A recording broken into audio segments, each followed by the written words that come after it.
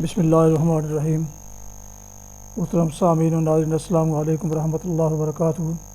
امید ہے آپ اللہ تعالیٰ کے فضل و کرم سے خیریت سے ہوں گے۔ اللہ تعالیٰ آپ کو، آپ کے اہل خانہ کو ہمیشہ اپنی حفظ و امان میں رکھے، آمین۔ راہ ہدایت و نجات کے سلسلے کا بلاغ شروع کرتے ہیں۔ درس قرآن مدرس ہیں جناب قاری حافظ مولانا محمد اقبال صاحب، خطیب جامعہ مسجد نگینہ انصاریہ شیخوپورہ۔ تو شروع کرتے ہیں درس قرآن۔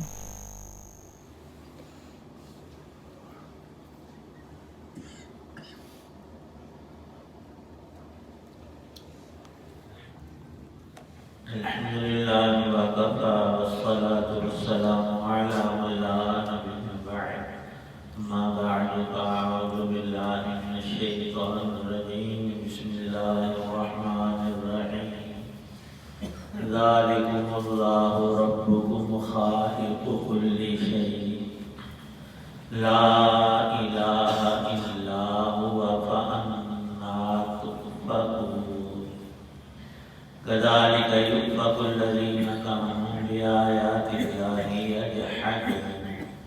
صدق اللہ العظیم۔ وہ ہے اللہ جو تمہارا رب ہے، ہر چیز کا پیدا کرنے والا، اس کے سوا کوئی معبود نہیں ہے۔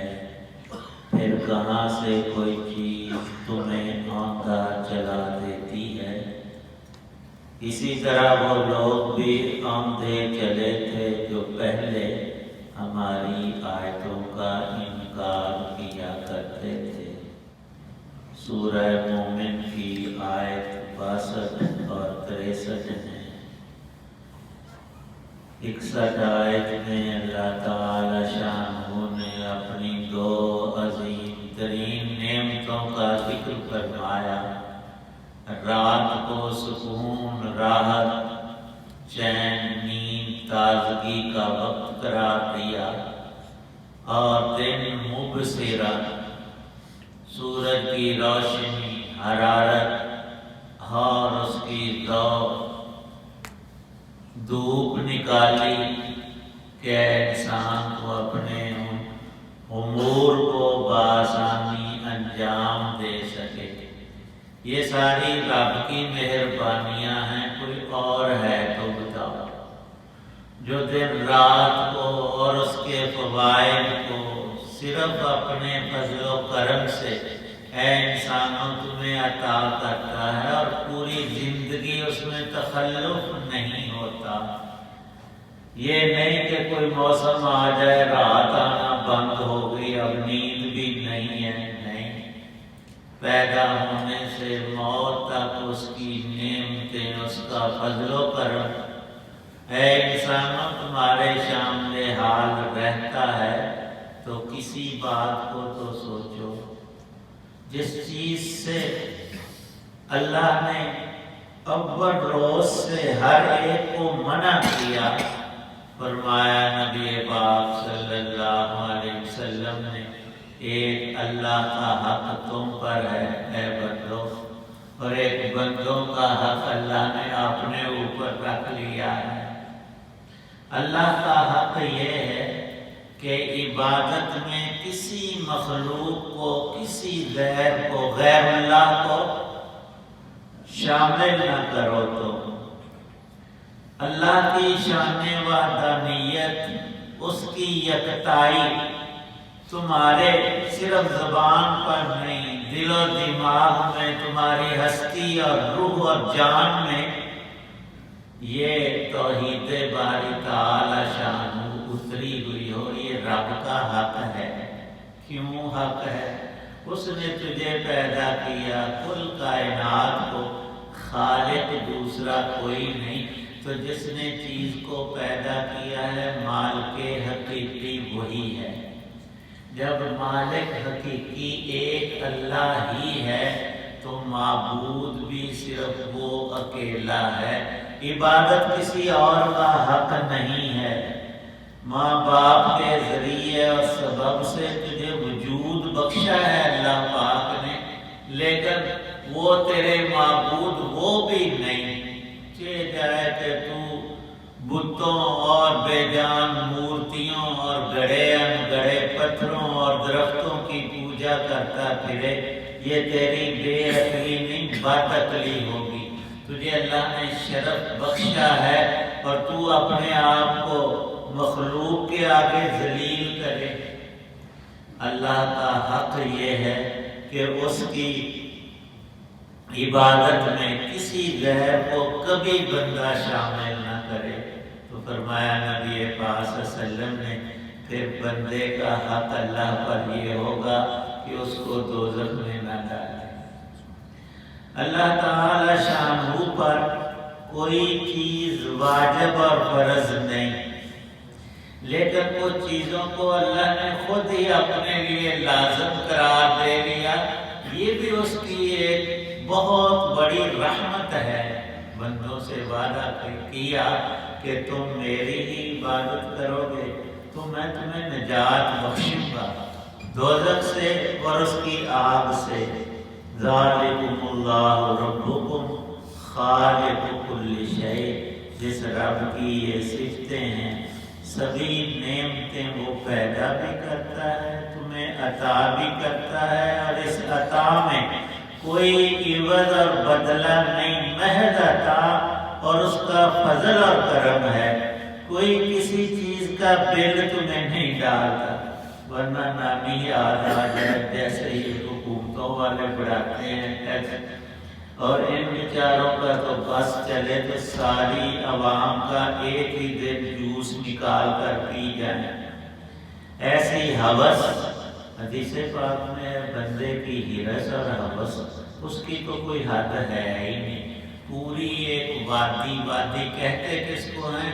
دو پہاڑوں کے درمیان جو جگہ ہے وہ یہاں بیٹھے اس مسجد میں سمجھ نہیں آتی، بڑے پہاڑوں کے علاقے میں، شمالی علاقہ جہات میں جا کر جب بندہ دیکھے تو وہ اونچے اونچے پہاڑ ادھر ہے ادھر، دونوں کے درمیان کتنی جگہ ہے وہ منو ٹنوں کا حساب ہی کوئی نہیں۔ فرمایا کہ ایک وادی بھر کر اللہ پاک انسان کو سونے کی دے دی۔ سونے سے زیادہ قیمتی چیز کون سی ہے؟ تو وہ للچائے گا کہ نہیں یار اب یہ تھوڑی ہے، ایک اور وادی مجھے دے، ایک اور فرمایا دے دے اللہ پاک، پھر تیسری کی تمنا شروع کر دے گا۔ اور انسان کے اس لالچ اور ہرس اور ہوس کو ایک ہی چیز پورا کر سکتی ہے، وہ قبر کی مٹی ہے۔ جب اس کوٹھڑی میں ڈال کر اس کو ہر جانب سے بند کر دیا، وہ ایک بزرگوں نے واقعہ بھی مشہور لکھا ہے کہ ایک اللہ والا تھا، بڑا نیک تھا، باجماعت نماز ہمیشہ پڑھا کرتا تھا۔ اسی سلسلے مسجد کی طرف آ رہا ہے تو اس کے پاؤں میں کوئی چیز چبھ گئی۔ اس نے کہا اگر خون نکل آیا وضو کرتے ہوئے تکبیر اولا اور جماعت مجھ سے چھوٹ جائے گی۔ بڑا افسوس ہوا اور کہنے لگا اسی وقت کہ یا اللہ پاک اگر خون نہ نکلا تو یہ جو مجھے چیز چبھی ہے، یہ کنکر پتھر جو ہے، اس کے برابر میں سونا تیری راہ میں صدقہ کر دوں گا۔ اور جھکے اور وہ چبھنے والا روڑ وغیرہ پکڑا اور پاؤں کو دیکھا، تکلیف تو ہوئی لیکن وہ جلد پھٹی نہیں، خون نکلا نہیں۔ انہوں نے اپنی جیب میں وہ ڈال لیا کنکر، نماز پڑھی، گھر گئے بڑے خوش، اور اس سے سونے کا تول کیا، تھوڑا سا ڈالا، تولا، 1.5 تولا جتنا وہ پتھر تھا، وہ پورا نہیں ہوا، اور ڈالا اور ڈالا۔ وہ مالدار بندہ تھا، 1.5 کلو سارا سونا زیور ڈالا، وہ اٹھ ہی نہیں رہا۔ وہ باٹ جو بن گیا ہے کنکر کا تو وہ وزنی ہوتا جا رہا ہے۔ بڑا پریشان ہوا اور آیا کسی عالم دین کے پاس کہ نظر تو مان بیٹھا ہوں پر مشکل پڑ گئی ہے، اس سے تو وہ کوئی چیز پوری نہیں اتر رہی۔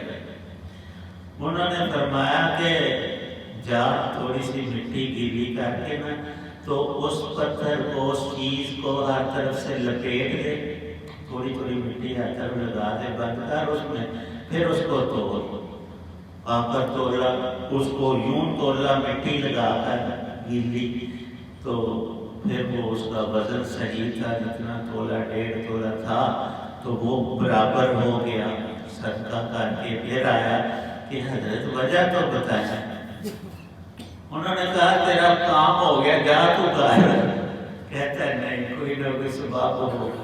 فرمایا کہ وہ پتھر کنکر نہیں تھا، وہ کسی انسان کی ہڈی تھی، اور وہ ہڈی جو ہے انسان کو جیسے قبر میں بند کیا جاتا تو کھلوتا نہیں، تو اسی طرح اس کو جب مٹی لگائی گئی نا تو اس کی لالچی شعائیں جو بڑھتی جا رہی تھی وہ بند ہو گئی اور وہ اپنے اصلی وزن میں آ گیا۔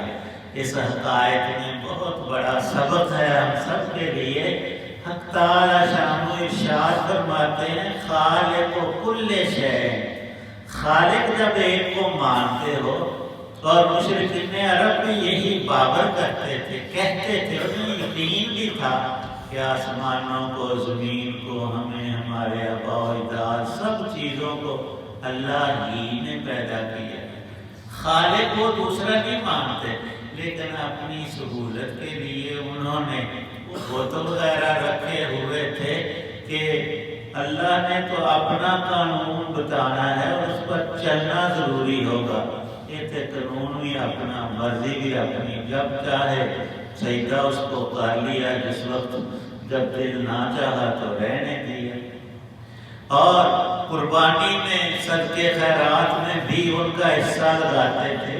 اور مشرکین عرب 2 طرح کی خیرات کرتے تھے، کچھ اپنے بتوں کے نام کی، کچھ رب کے نام کی، اور حصہ ڈالنے میں بدبخت ڈنڈی مارتے تھے، کہتے سن کہ وہ جو اللہ کا حصہ ہے نا اس میں سے تھوڑا بہت بتوں کی طرف آ جائے تو خیر سجا، وہ بڑی ذات ہے بخشنے والی، لیکن ان کا کام نہ ہو، انہیں تو زیادہ، رب تو بھی زیادہ، انہیں تو ڈرتے سے۔ حق تعالی شانہ نے قرآن میں ارشاد فرمایا کیسی بری تقسیم تم کرتے ہو، کھاتے اللہ کا ہو، پیتے اس کا ہو، ساری زندگی نعمتیں ایک رب کی پیدا کی ہوئی، بخشی ہوئی، اور عبادت میں دوسروں کو شریک کرتے ہو۔ کیسا عجیب ارشاد فرمایا فَأَنَّىٰ تُؤْفَكُونَ، بجائے سیدھا چلنے کے الٹے جاتے ہو۔ اور تم ایک آج ہی لوگ ایسے نہیں کہ مکے میں ہوں اور عرب میں، فرمایا تم سے پہلے بھی كَذَلِكَ يُؤْفَكُ الَّذِينَ كَانُوا بِآيَاتِ اللَّهِ يَجْحَدُونَ، بہت انسانوں کے گروہوں نے گمراہی میں مبتلا ہو کر ایک رب کو چھوڑ کر بہت ارباب بنا لیے، کوئی رب بنا لیے، حالانکہ ان کی آنکھیں دیکھتی تھی، دل دماغ ان کا سوچتا اور سمجھتا تھا، اور اللہ کی نشانیاں، آیات اللہ 1-2 نہیں، جہاں تک انسان کی نظر جاتی ہے اور اس کا گمان اور خیال اور عقل کام کرتی ہے، اللہ کی آیات تکوینیہ بھی ہیں، تنزیلیہ بھی ہیں۔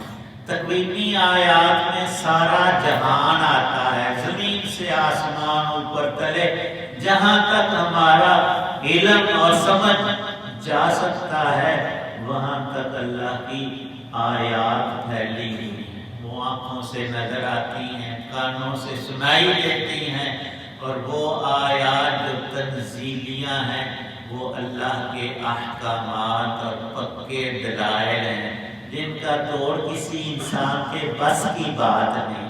حق تعالی شانہ نے جو بھی ہمیں حکم دیے ہیں وہ کر کے نبی پاک صلی اللہ علیہ وسلم نے دکھائے اور بتائے ہیں، اور ان میں دونوں جہانوں کا فائدہ ہے۔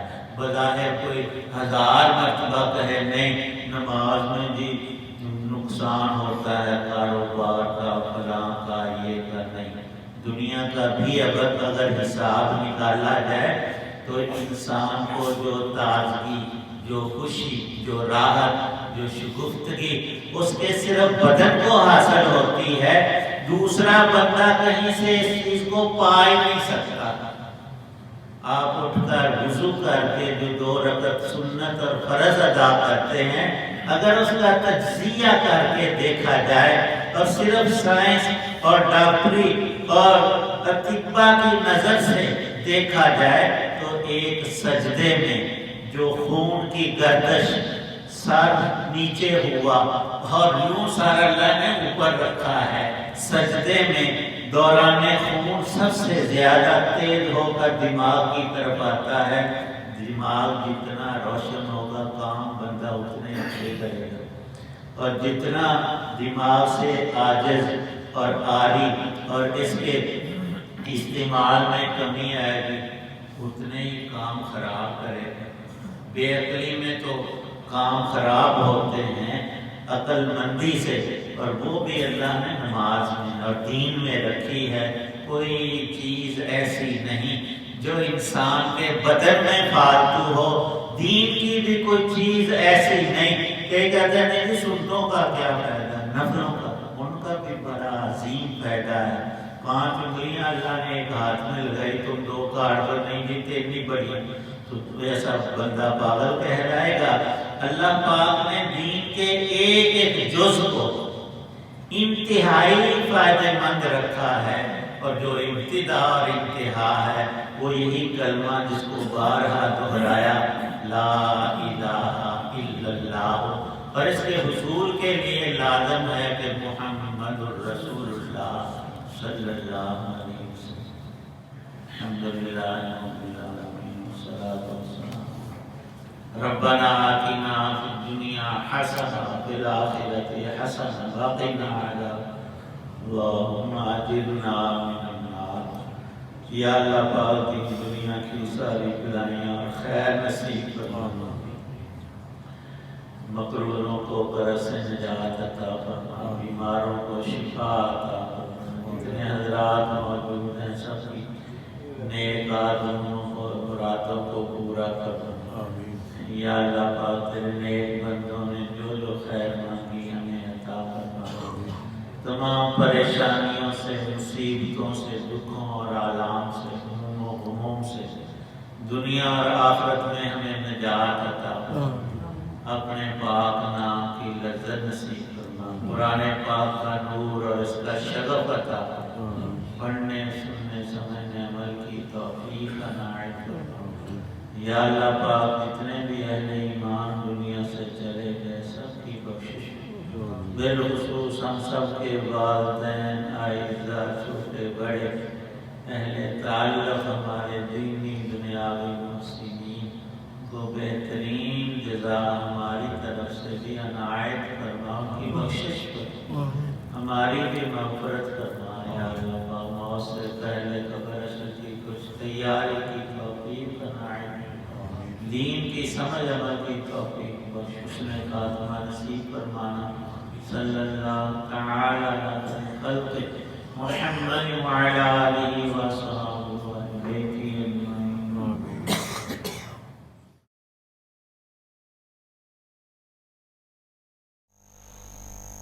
ابھی آپ سماعت فرما رہے تھے راہ ہدایت و نجات کے سلسلے کا ولاگ درس قرآن مجید، جس میں آج سورہ المومن کی آیات مبارکہ 62 اور 63 کی تلاوت، ترجمہ اور تفسیر بیان کی گئی۔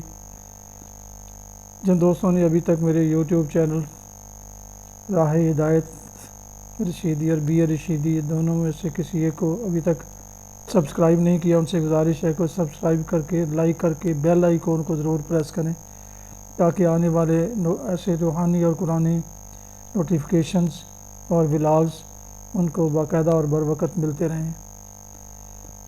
اگر مناسب سمجھے تو دوستوں سے بھی شیئر کر لیں تاکہ اس کار خیر، کار ثواب عمل میں وہ بھی شیئر کر سکیں۔ اللہ تعالیٰ آپ کا حامی و ناصر ہو، اللہ تعالیٰ آپ کو، آپ کے اہل خانہ کو ہمیشہ اپنی زمان میں رکھے، آمین۔